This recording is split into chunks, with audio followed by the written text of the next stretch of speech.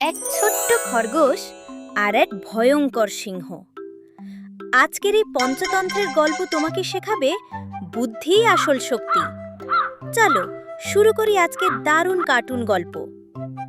এক ছিল গভীর জঙ্গলে এক ভয়ঙ্কর সিংহ। সে প্রতিদিন জঙ্গলের পশুদের ধরে ধরে খেয়ে ফেলত।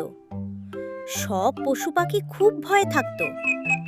একদিন সবাই মিলে বলল, রাজা সিংহ, আপনি শিকার করতে বের হবেন না, আমরা প্রতিদিন নিজেরাই একজন করে আপনার কাছে পাঠিয়ে দেব।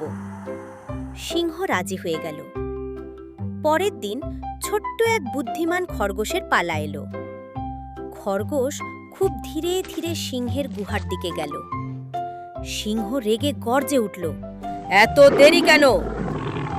খরগোশ ভয়ে ভয়ে বলল, মহারাজ, আরেকটা সিংহ আমাকে আটকে দিয়েছিল। সে বলেছে এই জঙ্গলের আসল রাজা নাকি সে। এই কথা শুনে সিংহ খুব রেগে গেল। সে বলল, কোথায় সেই সিংহ? আমাকে দেখাও। খরগোশ সিংহকে নিয়ে গেলে একটা গভীর কুয়ার কাছে। তারপর বলল, মহারাজ, ওই কুয়ার ভিতরেই সে লুকিয়ে আছে। সিংহ কুয়ার ভিতরে তাকাতেই নিজের ছায়া দেখতে পেল। সে ভাবল, এটাই সেই অন্য সিংহ। রাগে গর্জন করে সিংহ কুয়ার ভিতরে ঝাঁপ দিল আর পানিতে পড়ে গেল। সব পশু পাখি আনন্দে চিৎকার করে উঠল।